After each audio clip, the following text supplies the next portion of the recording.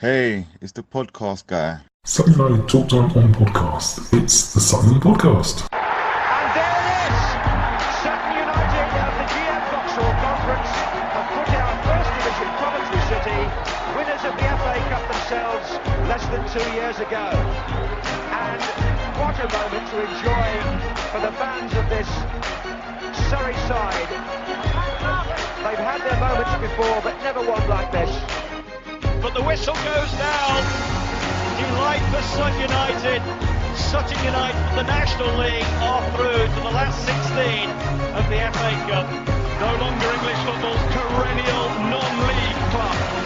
A 123-year crescendo reaches a new peak for Sutton United, who are promoted to the Football League for the first time.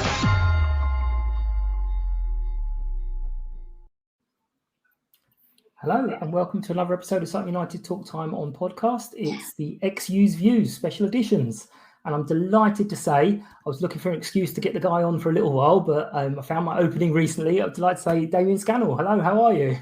I'm good, Mike, man. I don't know why you're so keen to get me on, mate. I tell you, it's all your inspirational, motivational, winding me up, running your 5 kilometers in like 10 seconds and all that kind of stuff. It's like making everyone go, oh man, mute him for a little while. But yeah, so the excuse of my in was because there was announced that you've got a link up with the club coming up in the next month or so. What's that about? What are you looking for? What do you want from us, Dad Pods? Bobby Charles reached out to me, and I work with fathers exclusively, right? And reached out to me. He obviously Sutton have projects in the community, and he believed that it would be a good link up. Not just me being an ex-player, but also with the community that I work alongside. And he thought, he's like, is there room for something to happen? Is there space for something to happen? We had a discussion, and it came through. So we're looking at launching a project. It was meant to be launched early September. We just haven't really finalised how it's exactly going to look, but be landing very shortly, Mike. Excellent. And it's all a tie-in with your super dads, especially on your Twitter, where you encourage us and motivate us. Yeah, so it is. So for me, especially with my background, man. So what I like to do is I like to combine the football element, the fitness element, the health element, the team camaraderie element. I like to bring it all together. And look, man, I don't want to sing my own praise, but it's worked, right? It's worked. I think men like team camaraderie, men like football, men like fitness, and I've played on it a little bit, but it's worked. Yeah, no, of course it worked. So you wouldn't have had the success and people joining you if it didn't work. It'd only take someone like me going, yeah, that's not for me. But we'll kind of come back to that in a minute, because obviously that's your after football life. Just wanted to have a little talk about your Sutton life. Now, obviously, you were with us for, I can say, more than a season, because you came back on loan for a couple of games. So it was over a season. But the season you had with us was a good one. It was we were runners up and we lost in the playoffs to Dover, even though they were like a million points behind us that season. Yeah. But what can you remember from your sort of time at Sutton? What was the overall sort of feeling there? You were with Dos as manager there. That must be quite interesting. I don't know what your relationship with Dos. Dos is like a fantastic kind of people's person, right? So, like, I wouldn't ever put him like at the forefront of like the greatest managers I've ever worked with, but I would definitely put him up as like a people's person, and that's the kind of like thing that always drew me to work with him. When he reached out to me to come to Sutton, because I was at East at the time, who were probably the favourites for the league. I think they won it that year. I think they did, yeah. And beside the travelling, I was like, I'm going there. There was like some real good characters: Dean Sinclair, Dundo.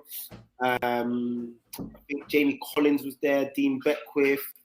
There was loads, even Dean McDonald. There was quite a few people there that really made it like worth my while. And to be honest, we had the best dressing room ever. A lot of banter. That being said, we actually had a lot of good players, and it probably on the results. When I came there, I think I came after the first 2 or 3 games. It wasn't the greatest start. I think we messed about a bit, and then we just went on a crazy run, and we actually started chasing Eastleigh, who were formidable, like title favourites. But yeah, it was a great time. I think when I came to Sutton, I came like Sutton were on climbing, but I think I came in a transition period where they wanted to like definitely be a conference club. Maybe not a league club, but they definitely were thinking about being a conference. Yeah. No, I when that National League South or Skrill South or whatever it was called at the time was first came in, I was like, that's kind of where we live. We're not quite National League, but we're too good for the Ryman. So that division, I was like, that's where Sutton need to live. Obviously, I was proved hopelessly wrong, but never mind. But yeah, it's a great season. As I say, you seem to score. I think you scored 4 goals, but you went in bursts. You scored 2 goals in a couple of games, 2 goals in a couple of games, months and months later. I wasn't a goal scorer.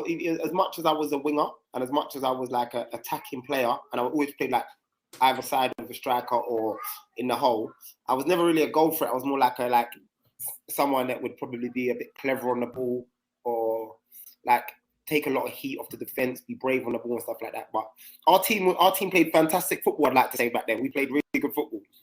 Yeah, no, absolutely. I mean, I looked at, just to remind myself, I used Paul Laughlin's From the Lane website because he puts up all these photos, and I was like clicking on the goals that you'd scored, and I was a bit surprised because all of them were like just inside the penalty spot, and I was like, hang on, was he an in the box striker? I can't remember that.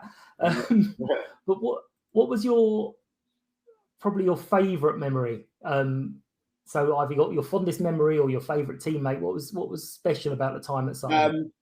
Dundo was a real good crack. You see, Dundo, like he was always like on the verge of being the best player and on his way out the door. Like it was always like a compromise with him. Like he wouldn't play. He'd be like we'd sign a new player, maybe a marquee signing, and it'd be like maybe Dundo wouldn't be in the team, and he'd always like kind of come back from the dead, in some random position, and then be man of the match for 3 or 4 games, and that was kind of a cycle throughout the season. Dawes was well known for his like turnover of players. Revolving door, I think we called it at the time.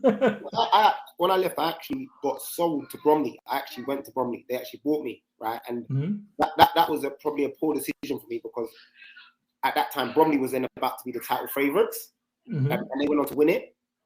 But I fell out with the manager. But my fondest memory would be the Sutton dressing room.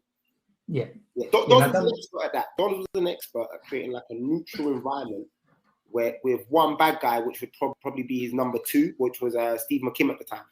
Not bad guy, but you know. Yeah. Well, no, that's what makes a good, never mind football, a good manager is not necessarily knowing what to do, but knowing who can do it and getting the right people in the right spaces and just kind of overseeing the whole thing. And yeah, he was very good. And he obviously had a huge contact list because all of a sudden there'd be just players coming in and in. Yeah, and a huge pocket. I think he had a few dollars as well, didn't he? Yeah. But yeah, Dundo is just amazing. I do remember there was definitely a season where it's like, oh, that's it. He's not gonna do anything. And all of a sudden he come back and it's like, hang on a minute, who's this young skinny fella up front? And it was Dundo. It was like, what happened there? Yeah. He's a great character. He's Dundo. He's a leader, right? But he's not like so much like a vocal leader, but he's a leader by action. So like from training, like you get the same person, and he's like very monotone with that kind of like delivery. You know, like you get an emotional dressing room. Yeah. And we're all guilty of it, but Dondo's like, nope, we're here, we're doing this, and man, he's a leader in that sense. Man, when I played against him, I thought he was rubbish. To be honest, I thought he was not a good player. He's very like unorthodox. He's very offbeat with his style of play. Yeah, when I played with him, man, I loved him. I voted him for Player of the Year. Yeah, no, I have noticed that because when he came on and made his debut, and again, Paul got that shot as he crossed the line in his face, making his Football League debut at 41 years of age. The amount of ex-players, teammates that were messaging him, I was like, do you know what? He's got to be I think he's a good guy because I'm a fan. I'm watching him. We love him. But he's got to be a good guy because so many people were really, really pleased with him. But yeah, also he's part of my intro because when we got to the final, the Papa John's came into the club how fast that's how he greeted me. Hey, it's the podcast guy, and I was like, please send me that message, please. So your fondest memory is going to be the dressing room with the sort of banter and the crack. It does kind of lead on to another question I was going to ask a little bit later, but we'll ask it now because it kind of fits. Are there any stories from the training ground or dressing room or nights out that the passing of time has now allowed you to share? Not necessarily name names. Yeah, there's some funny ones. There's some good ones. Do you know what?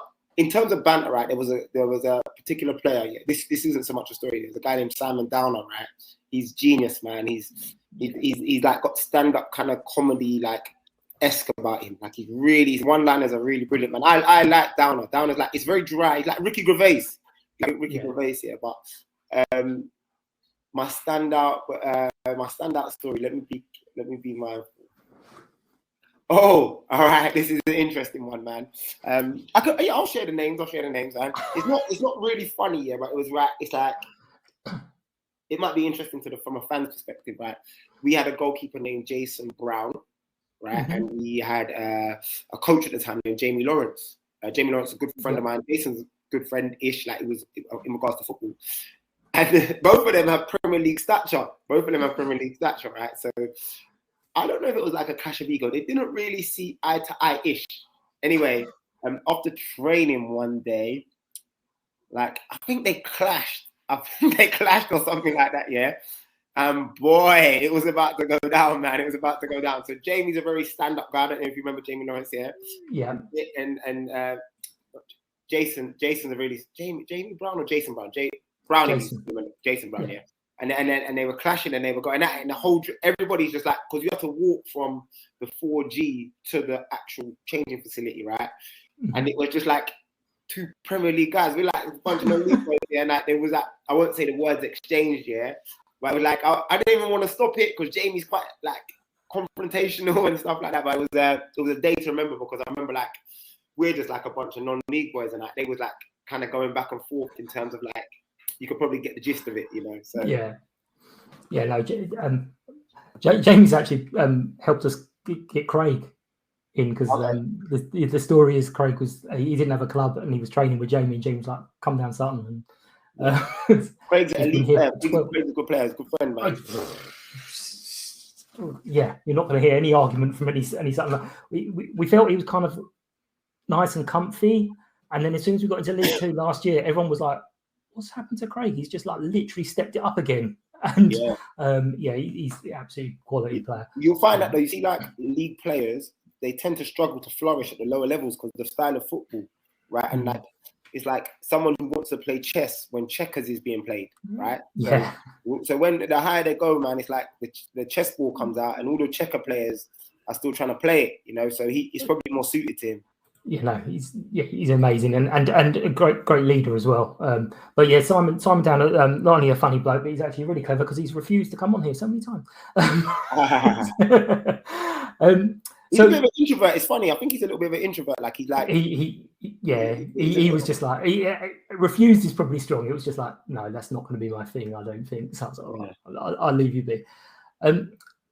So all the players we've named, who do you think was the best player you've played with that Sutton? I know it was only one season. Yeah. In the Sutton shirt.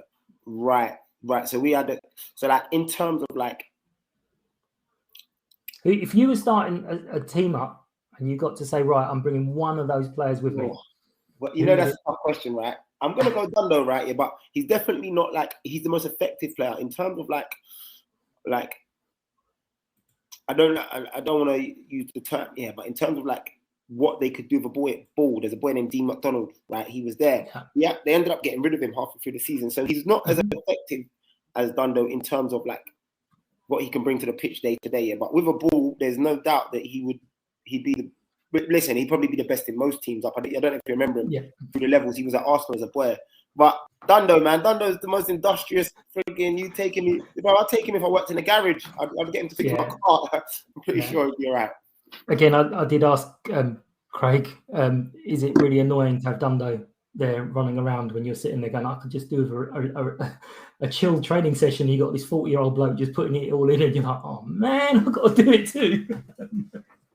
So, is there any? Again, we're talking about a short space of time, really. But was there any supporters that you kind of remember from the time? Because obviously you were with us at the time when non-league we were still going into the bar and mixing the Thursday night pontoon games. I think they were still going on there. There was a guy. He was a supporter, but he also worked at the club. His name was Clive. Right, he's still there.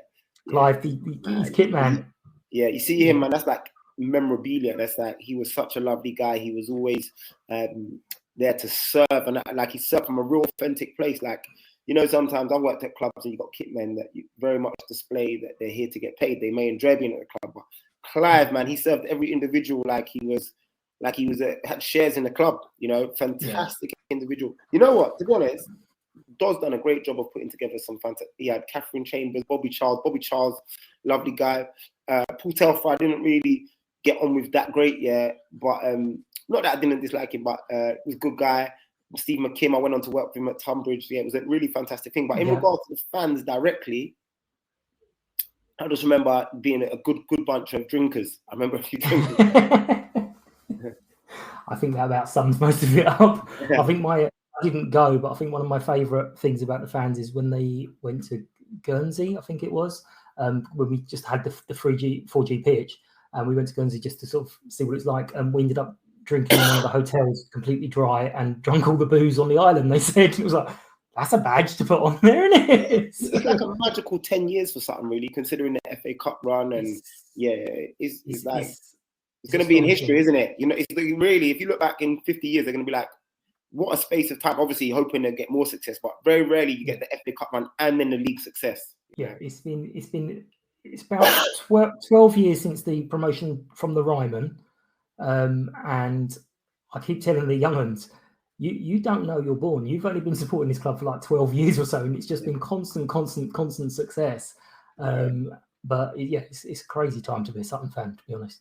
I used to hate that. I remember I didn't like the ground and stuff, and they were like not stomping boys, but they weren't like an amazing outfit. They were like a long ballish. I didn't like it, but obviously, we're still called long ball, and they're all giants now as well. They're absolutely massive.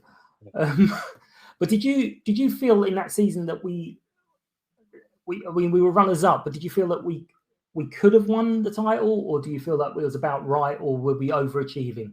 So I definitely feel that you see the thing is, right, especially like the way I played, man. Football in non-league now has come on a long way, but at the time we was playing football, so there was a lot more direct teams. Like the Dovers, they had like Nathan Elder up top with Moses Emmanuel and Ricky Modesta. At the side, you had your Eastleigh, where Jamie Collins was at the time, and Craig McAllister's up top. We had like, other than Dundo, we was like a bunch of like, we had Lee Sawyer, a boy from Chelsea on loan. We had myself, no one that could really head the ball or anything. We had Jamie Brown, a Premier League goalie who wanted to play out from the back. Dale Binns, left back, who's like a left winger. So I think, given the fact that we played football, I think at the time we went on a 17-game run, unbeaten run to even chase down Eastleigh. And let me just say I was captain as well during that period.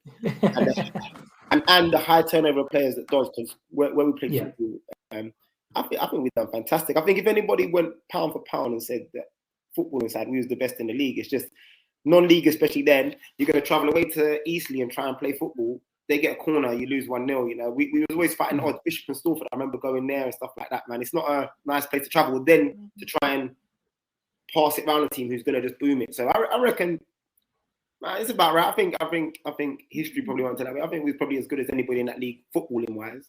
Probably better. Yeah. Good. And you already mentioned when you left, it was sold to Bromley. So was that the reason that they came in for you, or?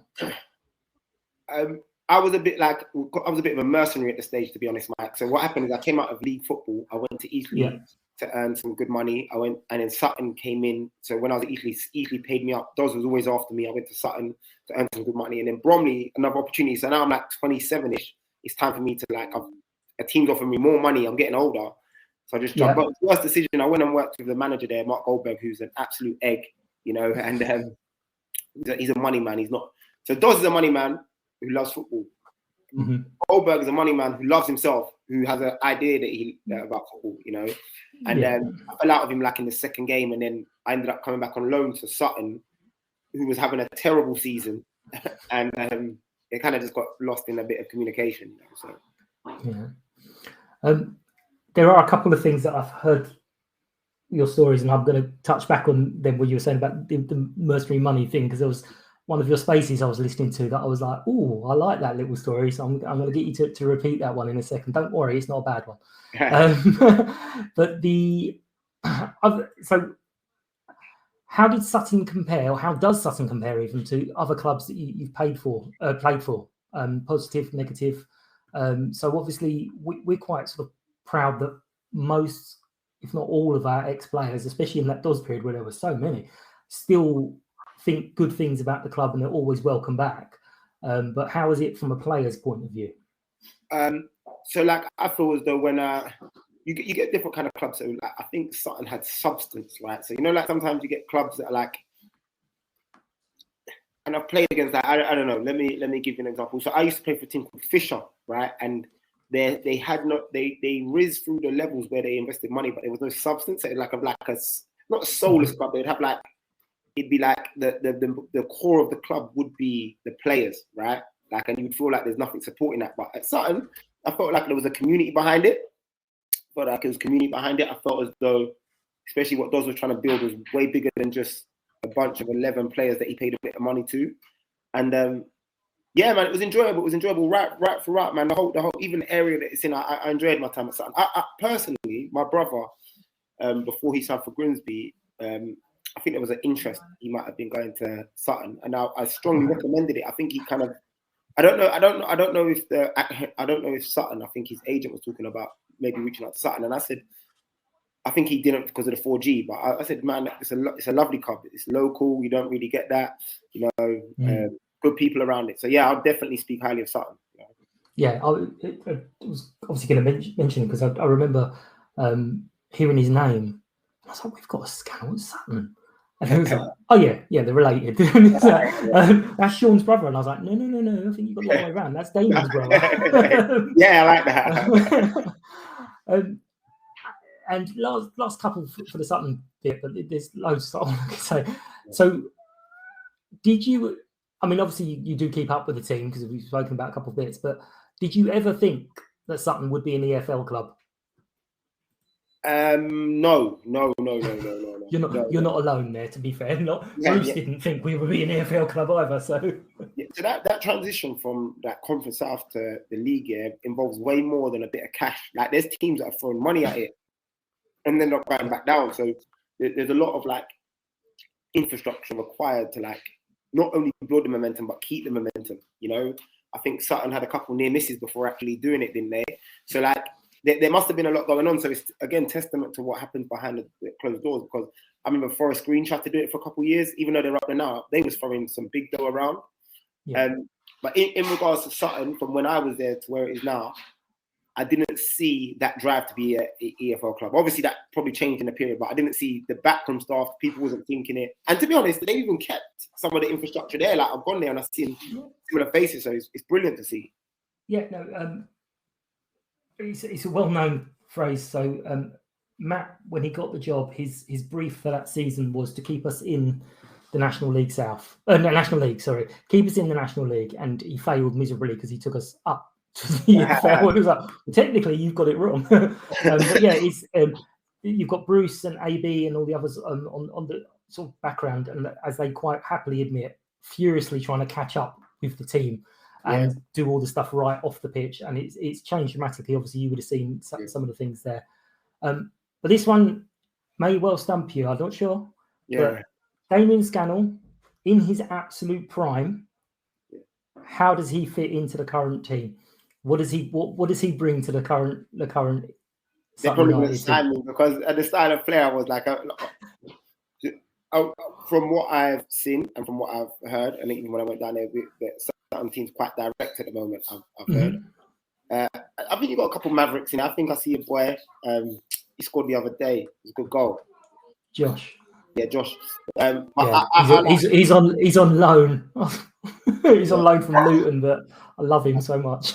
Yeah, so like I'm probably a little bit more. I don't know, man. I probably would have been a last 20-minute kind of like need to liven up the game a little bit. But yeah, even when I was in the league, so at my peak, I was playing for like South End League One, man. I was never really like a phenomenal goal scorer. I was always someone like a ball carrier, making something happen. And if you're playing long ball, it probably would have probably been missing me out a lot. But then you win the second balls as it comes back out from defence, and that's the idea. That's the idea. That's where you win it. I normally let Craig, if he was in the team, I'd let Craig win it, and hopefully I could land it. It could land near me somewhere. Do something with it. Excellent.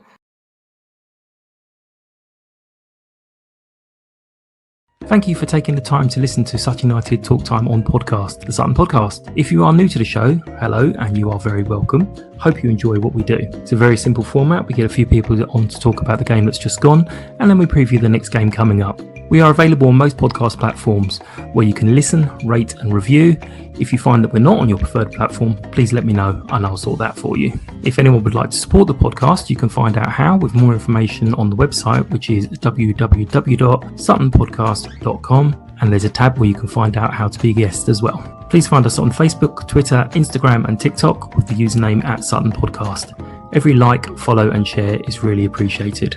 Hope you enjoy the rest of the show. Thank you. Well, there were just, as I say, a couple of stories I wanted to go back to. What you're saying about the money thing. One of the stories I heard you saying that you were, obviously years ago, you've changed now. You totally different. You were the kind of guy that had like £200 trainers on with £1 Asda socks and pants. Yeah, and it was all about the Asda. So all about the sort of the style and what you look like. And I think it was one of what you're saying about a car and you were sleeping on a mattress. So what was all that? And so definitely like. Well, probably from the beginning of my football career. But as I came out of the pro game, right, what actually happened was I learned some really I learned some cool things, probably that I didn't apply. But what I did learn, I learned to like look like a footballer, you know, and I applied it. And without being financially sound, I still tried to behave like a footballer. Hence the trying to have a nicer car, the probably like more expensive trainers, eating in the nicer places, but the actual back end, the actual what was happening wasn't too cool. And look, to be honest, when I deal with a lot of boys now in sport, and it's a similar kind of thing. It's a contagious behavior because what happens is you get a filter. So like the boys that come from Premier League, they normally filter down like a Craig, right? So like Craig probably trained with not Henri, but you know. I don't know, Adebayor, you might put trainer Adebayor, yeah. So he sees this kind of like particular lifestyle. Then Craig comes to League Two, not just using Craig as a reference, but a player comes to League Two, and then he shows Damian the what he's doing in a better financial space than Damian, to be honest, by the way.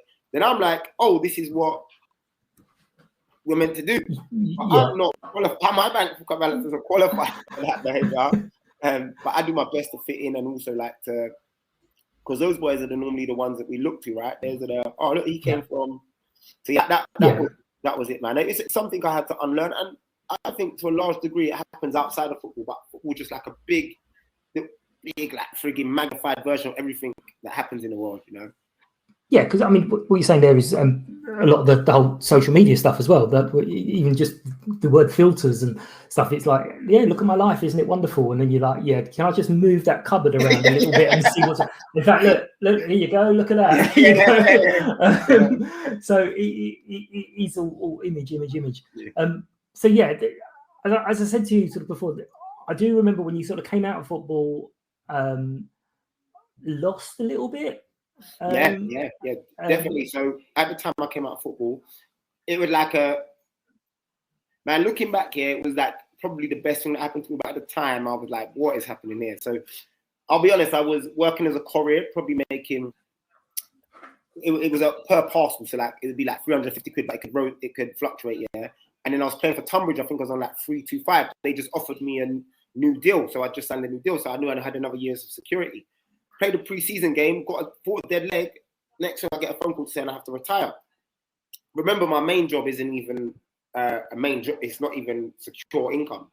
My dad's died. I've just had a child. I'm like, what is happening here? Like, what's this? And things just wasn't well, you know. Fortunately, I say fortunately, as much as I didn't have a lot of money, I didn't have, other than my child, I didn't have that many financial commitments, you know, like a lot of people might have had, like, I don't know, like investments or something like that, right? So it was a lot of hard thinking. A lot of time. Tunbridge gave me 1,700 quid of my contract, yeah? Rightly so, because obviously, listen, they could have just let me sit there on 300 quid. Yeah. And then, that period, man, I think it was about 3 to 4 months, man. I was just, like, I remember going to, pretending to go to sleep at 10 o'clock, thinking I was going to go to sleep, and I'd just be up thinking, what is the next day going to bring me back? What is the next day? And listen, I always had food on my table, but I was meant to be dating that done well at football, that drove a nice car, that didn't ever really want, you know, and stuff like that. And it was a really uncomfortable period. Yeah. I was talking to one of the fans when your link up was announced, and I was like trying to remember what it was. But when you started with the Super Dads thing and you kind of really like found your niche, we were like, we weren't getting involved because we're lazy, but we were like, no, we're really, really pleased. And neither of us could actually put our finger on it, why we were like really, really pleased that it all worked out. So how did that come about? Because obviously you're a fit guy, but how did that all come about? So Mike, you know what? To be honest, one of the things that when I did retire and I had that money and I was working, I built a studio, right, to PT. And it was going to just be a part-time thing I'd done alongside delivering. But you know what? I have an overwhelming passion for helping people, right? And alongside, I think everyone does really, alongside earning money and being with my family, I think helping people is probably like the most like rewarding things you can ever feel. It's like the best experience, right? So then to begin with, I was just trying to help everyone. It was exhausting and I probably overdid it a little bit, yeah. But then I started working out, man, I'm really good at helping guys, man, and telling my stories. So like I tell people, like, people always fascinated about my football, you know, especially at the lower level, people like, I used to play football, then I can relate to them there. Then I tell them a bit about my vulnerability, the shitty habits and where I went. And then it really, man, it wasn't necessarily, it was the feedback I was getting that was energizing me. And I loved it, man, and I still do, man. It's like one of my things on my to-do list every day is to ensure like I empower or help someone. And it's a selfish thing, you know why? Because it actually makes me feel fantastic. It's like someone putting a 50 quid in my account. Does that make sense, Mike? It makes absolute sense, but it's not a bad selfish habit to help someone else. It makes you feel good. There's lots worse. And even briefly talking to me the other day, and I've heard you say this many times. One of your things is organized. Be organized. Go through your life. Go and tell everyone the diary. Come on, tell them. Mike, a big thing, right? So I'm speaking for men that I deal with, right? So a lot of men reach out to me. They have these goals, man. Very vague goals, right? Very, very vague goals. So like a man, often you'll find like the modern man, he'll have like a clear goal in terms of finances. I want this amount of money, an absolute figure, to get myself in this place so I can have a nice house, get a nice woman, and he'd be very clear about that. But when it comes to how he's going to achieve that, he'd be like, it's all vague and it's all lost, right?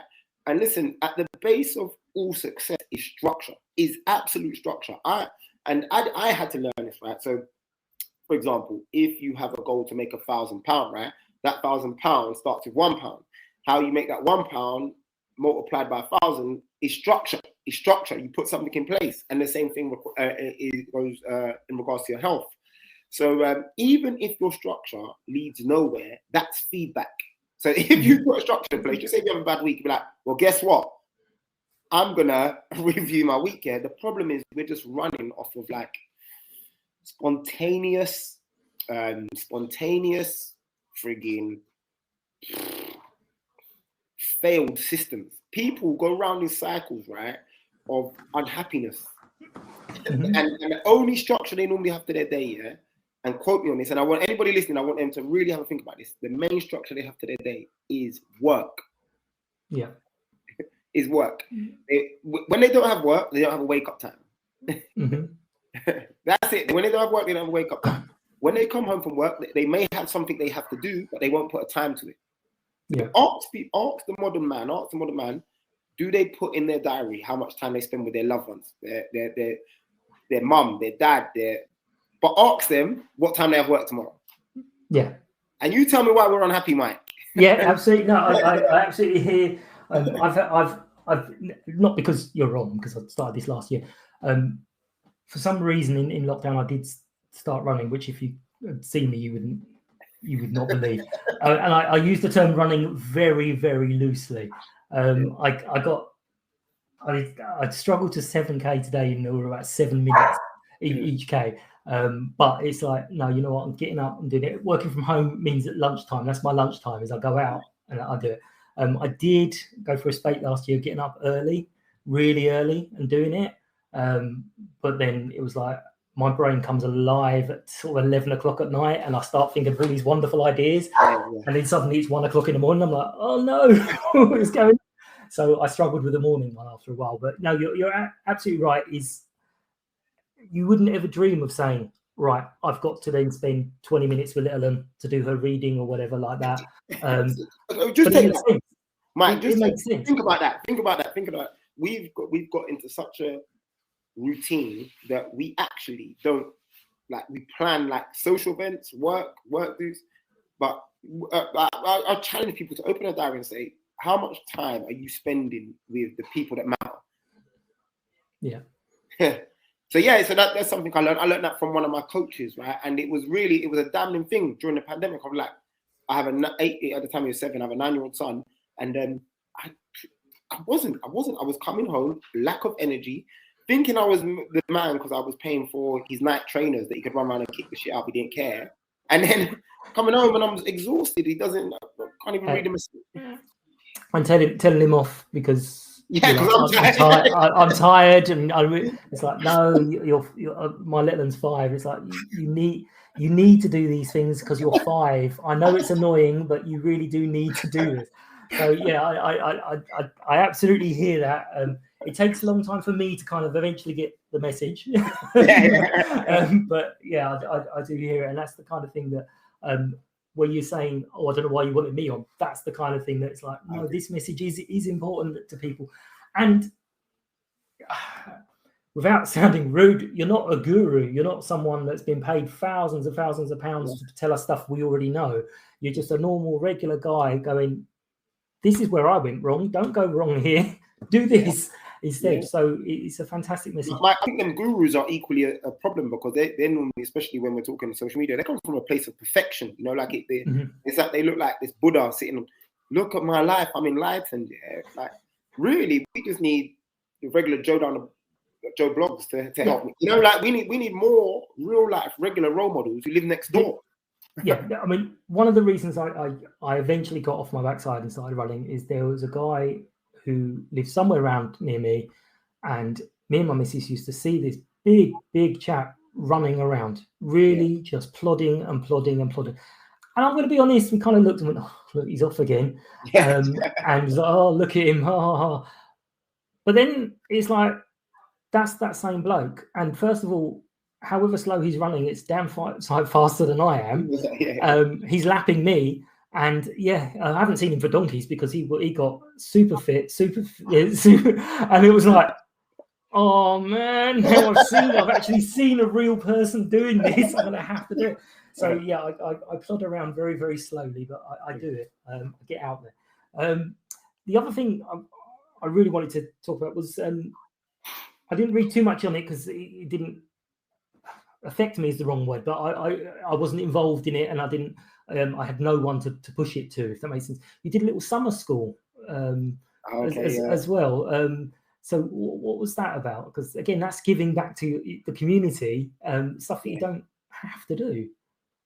Probably my greatest achievement to date, like in terms of business, right? So we and a group, well, myself, my partner, she helps mothers. We did a walk around Hyde Park, 50 kilometers, right? And we raised the best part of 8K. I think it was just under 8K. With that 8K throughout the summer, it was targeted at underprivileged children, but we ended up being children, just children in general, right? So the main core of them, like 80% were underprivileged, right?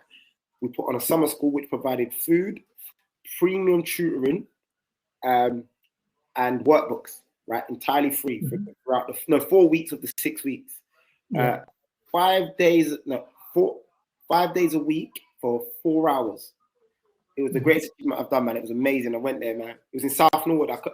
To be honest, I planned it, and then when I walked in, I was like somewhat emotional. I was like, it's not just the fact they're learning, man. It's the fact that they know someone cares. Yeah. It's the fact they know someone cares. It's the fact that they know that someone in their local community, there's fathers that went out and raised it, and we're real life role models. As we were just saying, there's people and they actioning the help that's needed to help them. So when I went there, man, it was fantastic. I think that at some days we were like 16 kids, some days a little bit less, but yeah, unreal. Yeah. I just had to say, so many clubs, so many people reached out, man. So many people, a lot of people wanted to remain anonymous here that reached out of, whilst that was running, we had a guy that said, listen, how many kids? I want to send toys. Another guy said, I want to buy Nike t-shirts, and it was fantastic. A lot of people want to remain anonymous. I know a lot of people feel as though like they don't want to be like shaming children and stuff, but it was just unbelievable. Yeah, no, because I mean, to be fair, a lot of the kids, as we said before, will want the image, but it can't happen because a lot of the kids won't have.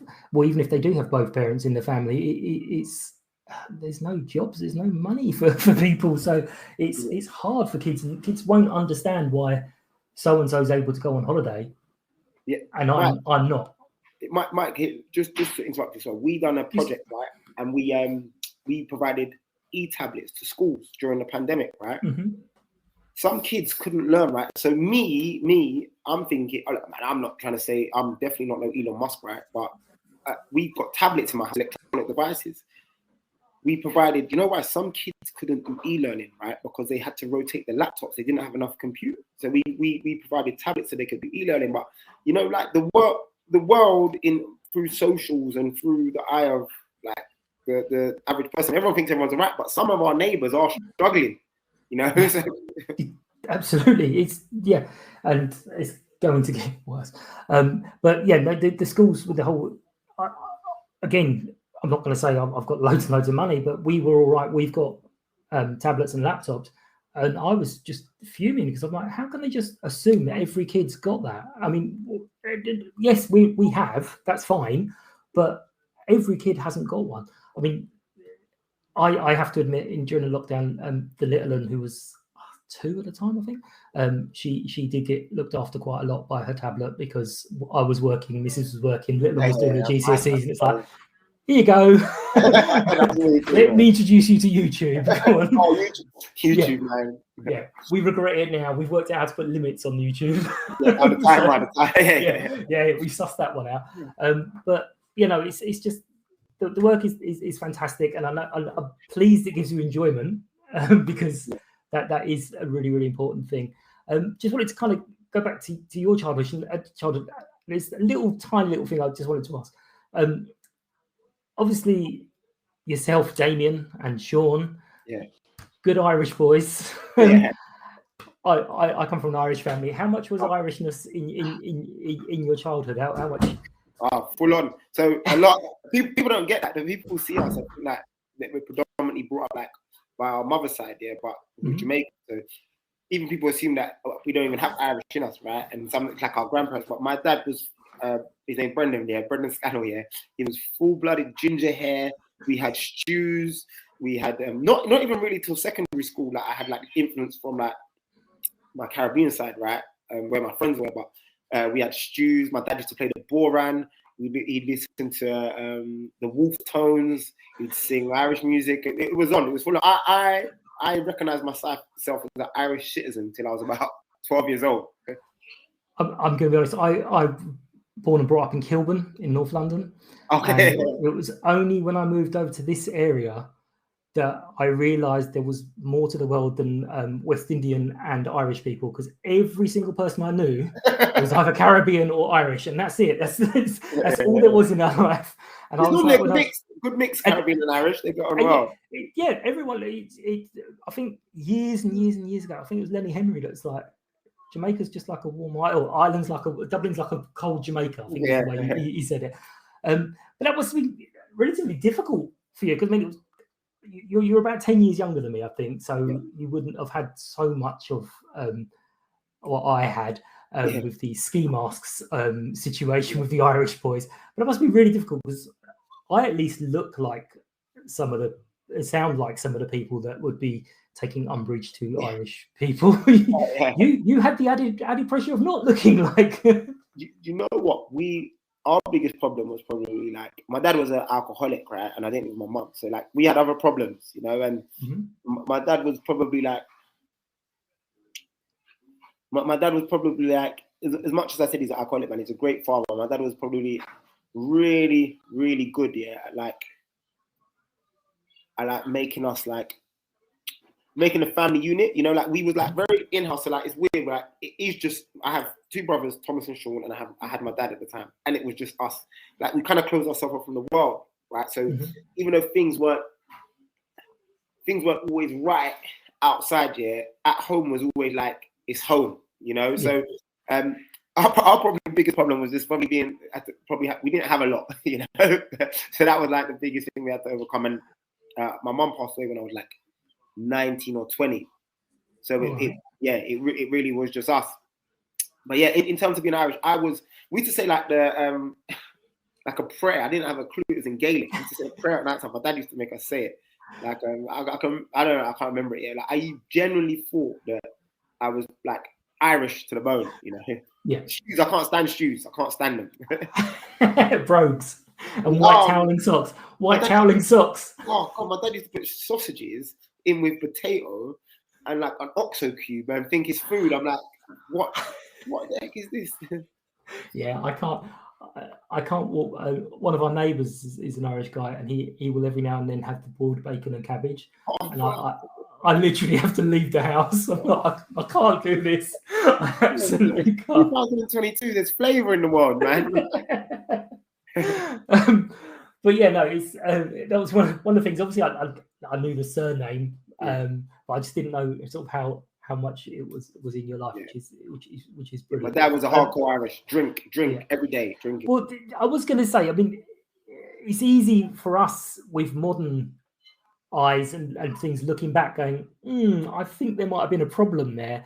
But at the time, it was what people did, and it was very much the whole social hub was the pub, and it's like going to a football. If you're not there, you're missing out on who's saying what to who and all the rest of it. So it is easy looking back with modern eyes to go, that wasn't right. But at the time, you wouldn't have probably recognised anything at all because it's hard because you didn't know any better.